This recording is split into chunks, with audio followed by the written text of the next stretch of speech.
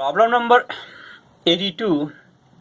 Consider the situation shown in this figure 32-E36.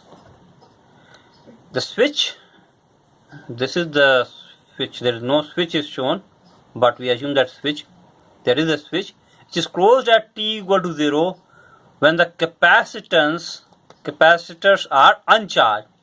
Find the capacitance, find the charge on the capacitor C1 as a function of time t. There are two capacitors, one is C1 and one is C2. And when then they mentally assume that there is a switch here and we close the switch, so there is a current starts flowing like this, and because of this internal resistance it takes some amount of time to charge this capacitor. We need to find out what is the charge after that time t here. The problem itself is very easy. The first thing we do is that these two capacitors are in series, so their equivalent resistance, the capacitance will be C1 C2 divided by C1 plus C2. Now this one, let us assume this is one capacitor. These two capacitors are replaced by this one capacitor, and this one capacitor is being charged by a voltage of epsilon. So what is the charge on this combined capacitor after a time t? It is given at q is equal to q naught 1 minus e to the power minus t by RC. Or this q naught is the final resultant charge on this capacitor after infinite time, which we can find.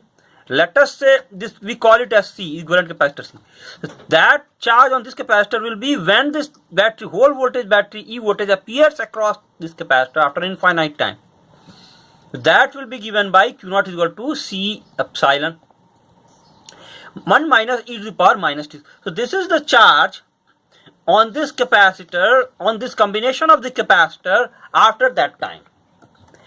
Now the key thing is, if the equivalent charge on this capacitor, if we are replacing it by one capacitor and on which the charge is q, what is the charge on C1 and C2?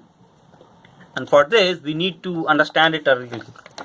When the capacitors are in series, the charges on them are equal. And why it is so?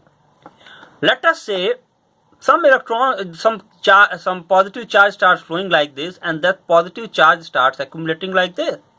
If there are, let's say, something like x coulomb of charge on this plate, then x coulomb of negative charge on this plate, it means the number of negative charges here will be the same as the number of positive charges here, because this charge, you can say that the negative charge starts traveling from here to here.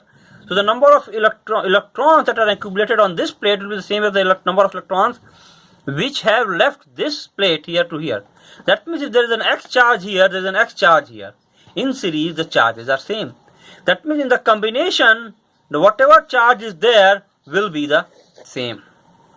And that's why the charge on the C1 will be the same as this charge we calculate. You can say that q is equal to q C1, or C1 C2 divided by C1 plus C2 epsilon, which we replace this C with this equivalent, this epsilon 1 minus e to the power minus t upon R into C is C1 C2 divided by C1 plus C2.